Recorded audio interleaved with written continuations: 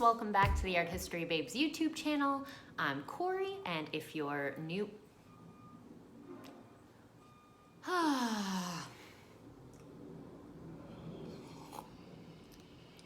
Plane, garbage truck, weird lighting.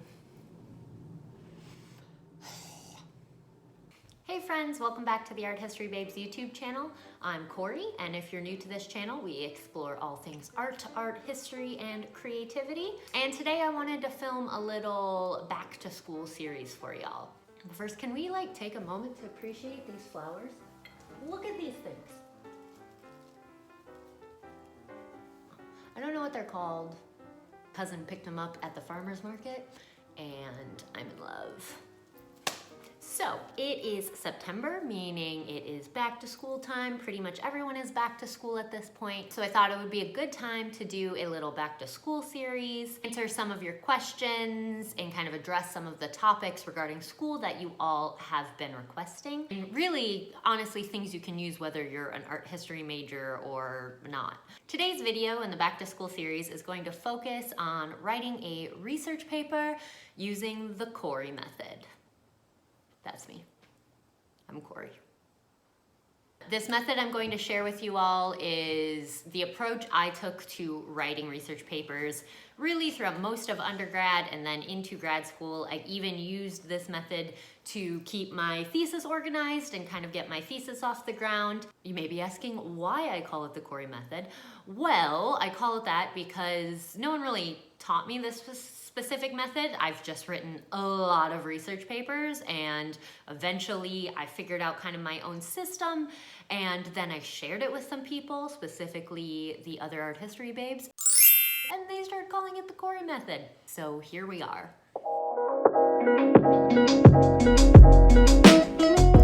Okay, so the first thing you're gonna do when writing your research paper is open a brand new Word document. First step in writing a research paper is writing a thesis statement. I'm not going to get into the art of the thesis statement right now because that is actually the next video in the back to school series, but your thesis statement is essentially your argument, what you're trying to prove. Now, this can be kind of a difficult task depending on what the research paper is. Sometimes, especially in your more entry-level classes, you'll get writing prompts that are asking for a very specific argument about a specific topic. That makes your job way easy because you just pick a side and you argue it. But as you move through more advanced classes, likely what will happen is you'll be given a general topic and you have to come up with your own thesis. So anyways, first things first is you want to come up with a general thesis. Now, your thesis statement will and should change as you write your paper. It should alter, it should transform as you learn new information. But it's important to start with some type of thesis statement because you need a place to start. You need to kind of know your general direction so you can go get sources that relate to that idea. So what I did for this imaginary research paper is I just pulled 3 random books off my shelves. I am not actually writing a research paper here. I'm just trying to show you the method of writing. What I put together here is not going to be top-notch research. It's going to be very nonsensical. So let's come up with a nonsensical thesis looking at these 4 books I chose. The French Impressionists used astrological imagery to express emotion in art. Okay, so if you know anything about the history of art, you're probably like, wow, that doesn't make any sense. That's way off. Who cares? Next thing, once we have a thesis draft, is we want to go get sources. We want to hit the library. We want to pull up JSTOR. You know how it is. Grab a bunch of sources that you think would be applicable to the research. So I will list my 4 books that I have. History of Modern Art. I differentiate by making the text size bigger, so it just kind of sticks out at me. Also, I have really bad eyesight, so there's that too. And then I differentiate each source with a different color. So this is fun. You get to be kind of creative. We'll do a little orange. That's not a great color palette, but oh well. Before you jump into the books, what I suggest doing is immediately writing out your citations, because the worst thing is writing an entire research paper feeling like, all right, I did it, it's over, and then you have to go back and like find your citations and you have to make your bibliography. It is the worst. So the best thing to do is kind of do that ahead of time, get ahead of it. For example, I wrote out the citation for my History of Modern Art book, and I'm just going to put it right underneath. So if I do use information from this book and I end up needing in my bibliography, super easy, just copy and paste. Now, it's honestly probably my favorite part, which is the actual research, is the reading and learning fun things and making connections. So what you're going to do is you're going to start reading those sources. And since you already have a thesis statement picked out, you should be able to kind of pick out information that is helpful to that thesis. So my nonsensical thesis statement is: the French Impressionists used astrological imagery to express emotion in art. So as I'm reading through these books that I've gotten from the library, I'm going to look for ideas regarding that information. I'm going to be looking for information on the French Impressionists, particularly using astrological imagery. I'm going to be looking for emotional expression. I'm going to be looking for these key ideas in my research. And when I find a paragraph or an idea that speaks to my research in some way, I am going to pull it from the source. Once again, this is nonsensical research, so I'm just pulling random like chunks of information from these books. So here we go. History of Modern Art.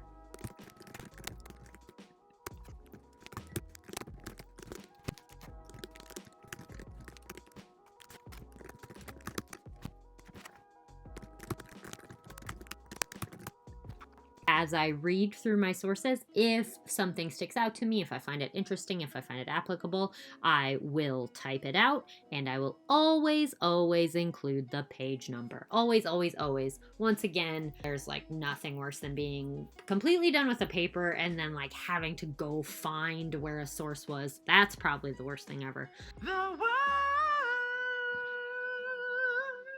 Write your page number down. You know exactly what book it's in. You know exactly the page number. If you need to go back and check for context, if you want to reread, you know exactly where to find it. Page number, super important. Also, so down here, art and theory is an anthology of a lot of things. So if you're taking something from an anthology or collection, I always like to write the author and the name of the piece that it came from, just to keep things clean.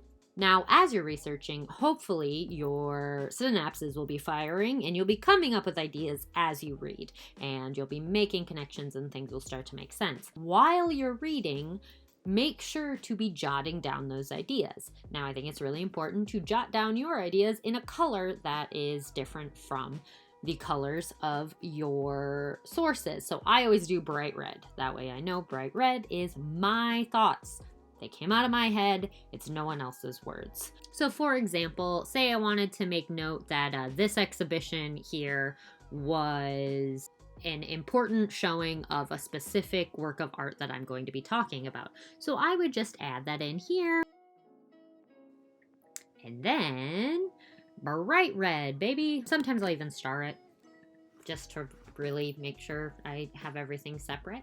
So yeah, you can start writing your own ideas as you're doing your research. In fact, I very much encourage it. All right, so we've got a good amount of information, so we can start writing a research paper.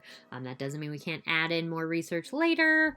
And as I mentioned, that doesn't mean you can't change your thesis. You totally can. So what you're gonna do first is you're gonna start by saving this as your research document. And then I'm going to open up a new document and we're going to start laying out the paper. So we're going to start with an introduction. You'll have a thesis statement. I honestly, I mean, you might want to draft some ideas for an introduction, but I don't really like writing my introduction early. I think it's better to wait till the paper forms a little bit more and then come back and write your introduction. But we have our thesis statement, so I'm just going to use that because the thesis statement should always be in your introduction. Then you're going to create essentially an outline. A lot of times I like to create the outline based on a thesis statement, so that's just what I'm gonna do here. You're gonna take the main ideas, try and find like 3 main ideas. So these are my headings essentially for the paper and how I'm going to organize it. I'm going to start by talking about the French Impressionists, then I'm going to bring in the astrological imagery, and then I'm going to discuss it in relation to emotional expression in art. Now, what you want to do is go back to your research document and you're going to look through the research and you're going to decide where it fits. So I'm just gonna take this and I'm gonna say it fits into emotional expression in art. So I'm gonna put it down here. Boom.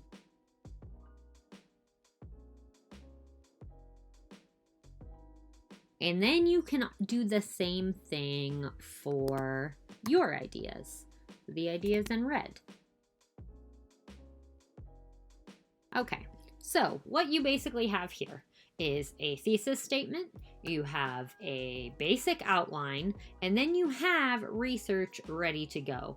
And what you can do from here is write around the research. So instead of coming up with an idea and then having to run around trying to prove it or trying to make certain research work for it, you can take the research that you already did and then you can kind of grow from there. You can expand on the research instead of trying to get the research to fit into a box.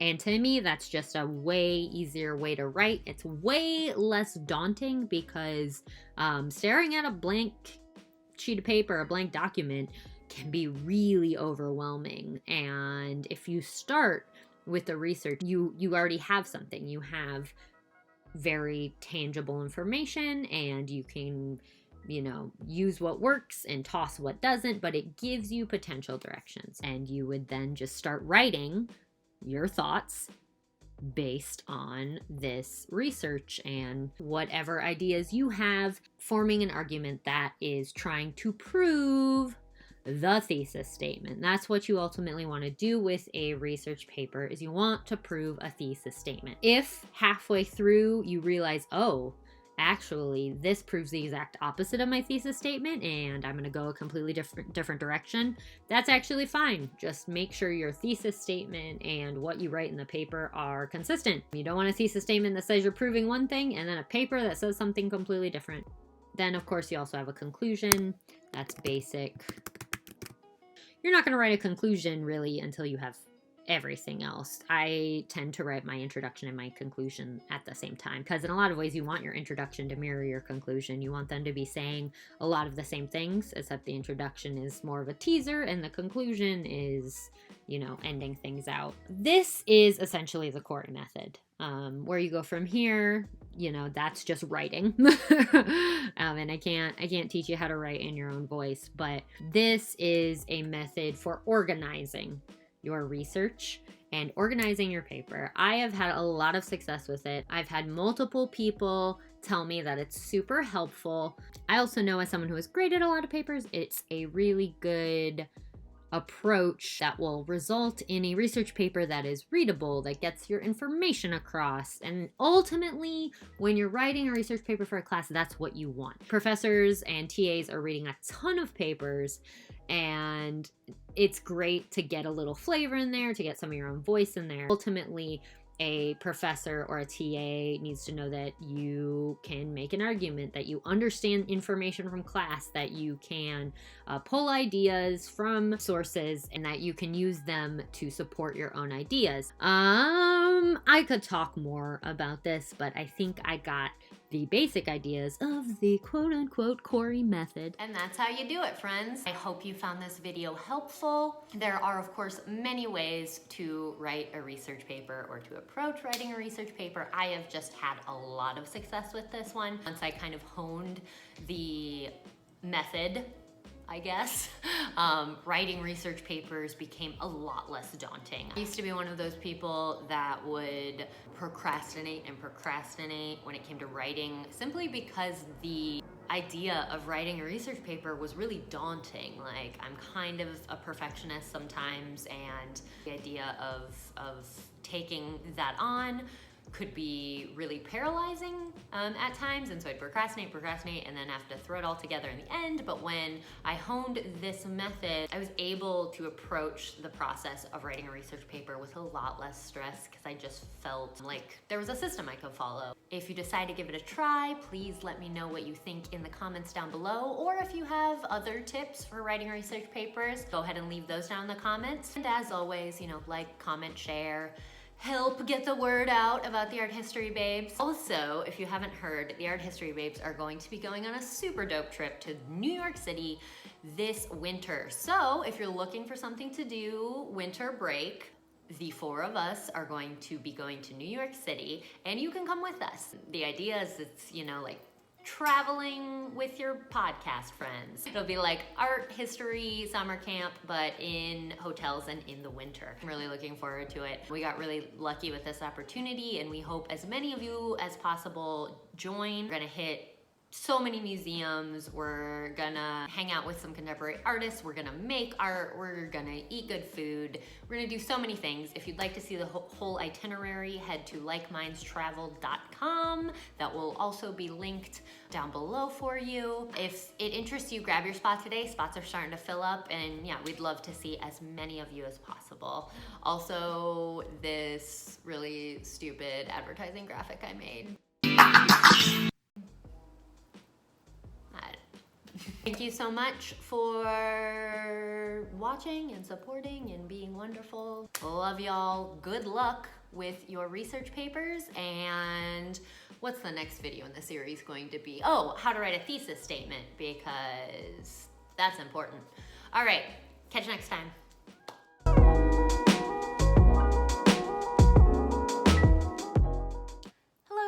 Welcome back to the Art History Babes YouTube channel. I really don't like this light.